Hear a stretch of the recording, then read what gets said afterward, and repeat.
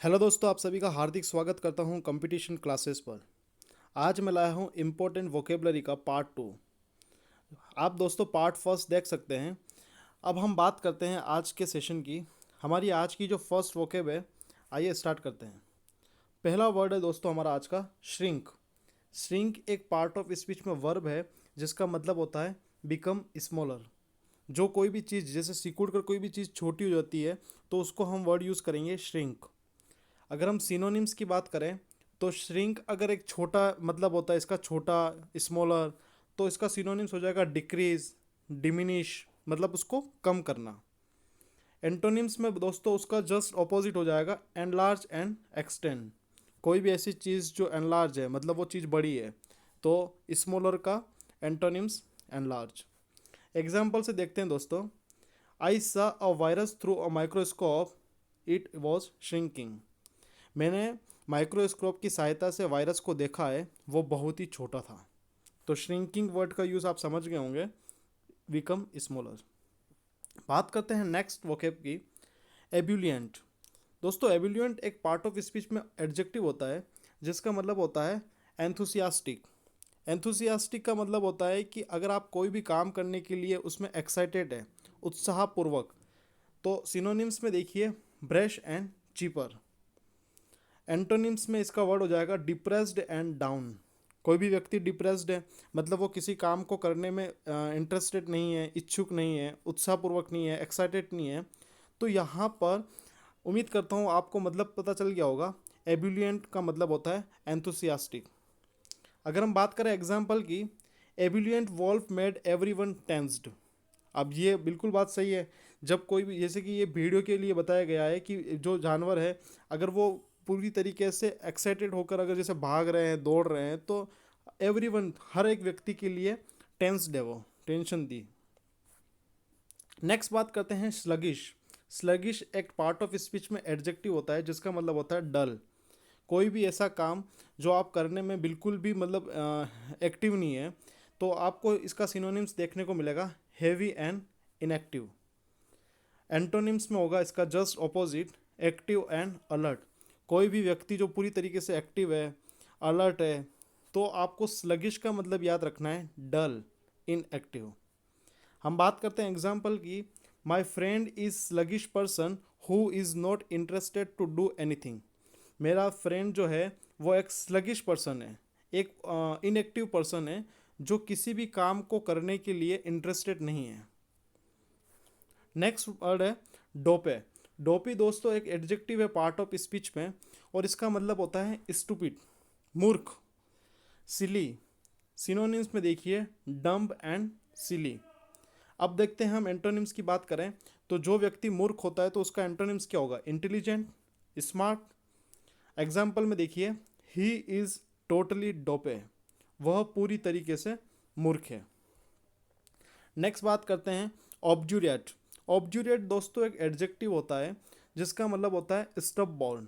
Stub born का मतलब ये होता है अगर आप किसी काम को करने की जिद करते हैं तो उसको बोलते हैं स्टब बॉर्न। सिनोनिम्स की बात करते हैं एडामेंट एंड बुलहेड। अब आपको याद रखना है ऑब्ड्यूरेट का जो एंटोनिम्स होता है वो होता है जेंटल एंड सबमिसिव। मतलब अगर आप किसी काम को आसानी से कर सकते हैं, बिना किसी जिद के करते हैं, तो उसका मतलब होता है जेंटल एंड सबमिसिव। अगर हम बात करें एग्जाम्पल की, obdurate boys do not get everything that they want. जो जिद्दी लड़के होते हैं उनको वो चीज़ें नहीं मिलती है जिसको वो चाहते हैं। तो आपको उम्मीद करता हूँ समझ में आ गया होगा ऑब्ड्यूरेट का मतलब। नेक्स्ट वोकेब की बात करते हैं दोस्तों, डूबियस। डूबियस एक पार्ट ऑफ स्पीच में एडजेक्टिव होता है जिसका मतलब होता है डाउटफुल, संदेहात्मक। मतलब आप किसी काम को कर रहे हैं और उस पर आपको बिल्कुल डाउट है, पूरी तरीके से आप अपने आप में कंफर्म नहीं है, तो वहाँ पर आप वर्ड यूज़ कर सकते हैं डूबियस। सिनोनिम्स में देखिए डिबेटेबल एंड हेजिटेंट। अगर हम बात करें एंटोनिम्स की तो सर्टेन एंड प्रोबेबल। सर्टेन का मतलब होता है कि कोई भी काम जो आप निश्चित हैं, जिसके अंदर मतलब एक एक एक फिक्स क्वांटिटी है, फिक्स अमाउंट है, तो सर्टेन होगा। अब देखिए दोस्तों एग्जाम्पल की बात करते हैं, the situation of India China border is in dubious situation. जो इंडिया और चाइना की बॉर्डर का जो सिचुएशन है वो एक कौन सी सिचुएशन है, डूबियस है, संदेहात्मक है। क्योंकि आपने देखा होगा इंडिया और चाइना के बीच में जो अभी एलएसी के बीच में जो मुद्दा है, वो किस चीज़ का डिस्प्यूट है? वो इसी चीज़ का इशू है कि इंडिया कहता है कि चाइना की जो कुछ बॉर्डर जो है वो हमारी है, और चाइना बोलता है कुछ बॉर्डर जो है वो हमारी एरिया है। तो वो उसकी वजह से, वो डूबियस सिचुएशन होने की वजह से वहाँ पर इशू हो रहे हैं, डिस्प्यूट हो रहे हैं। तो आपको याद रखना है, डूबियस का मतलब होता है डाउटफुल। बात करते हैं नेक्स्ट वर्ड की। नेक्स्ट वर्ड है सेंगविन। देखिए देखिए दोस्तों, ये सेंगविन जो वर्ड है, ये एक एडजेक्टिव है जिसका मतलब होता है होपफुल। हिंदी में बताऊं अगर, तो इसका मतलब होता है आशावादी। सिनोनिम्स की बात करते हैं, ऑप्टिमिस्टिक एंड बियॉन्ड। अब देखिए, ऑप्टिमिस्टिक है और होपफुल है, तो आपको ये चीज़ पता चल रही होगी कि एक पॉजिटिव वर्ड है।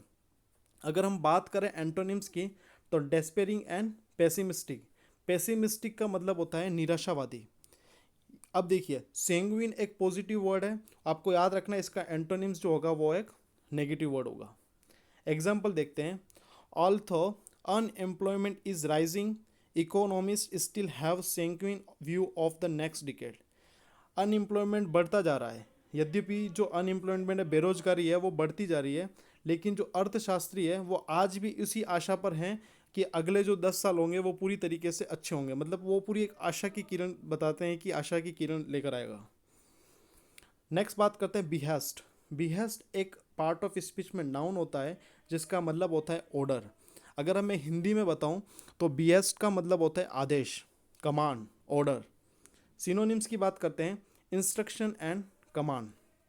एंटोनिम्स की बात करें, रिप्लाई एंड आंसर।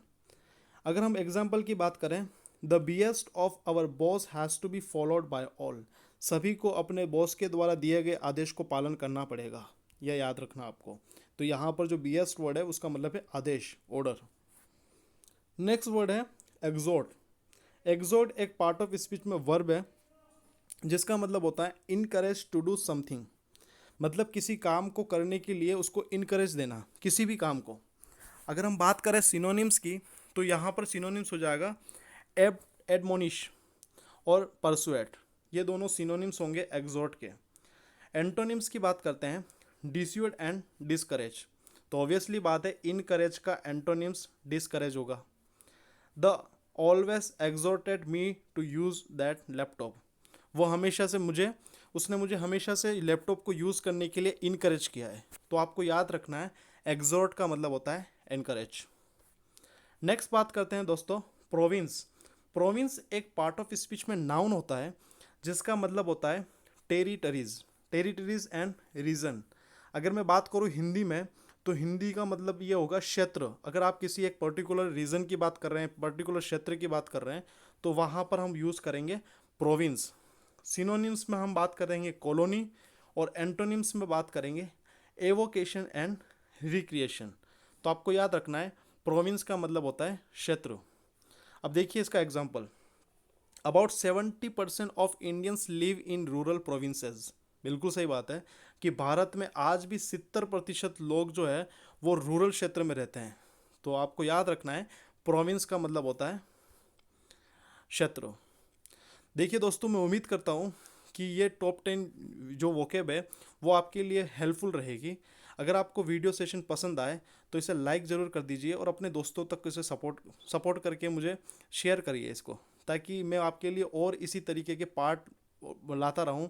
और ये आपके लिए मैं बता देता हूं दोस्तों कि ये जो जितनी भी वोकेब है वो पिछले कुछ सालों में बैंकिंग एग्ज़ाम में आई हुई वोकेब है।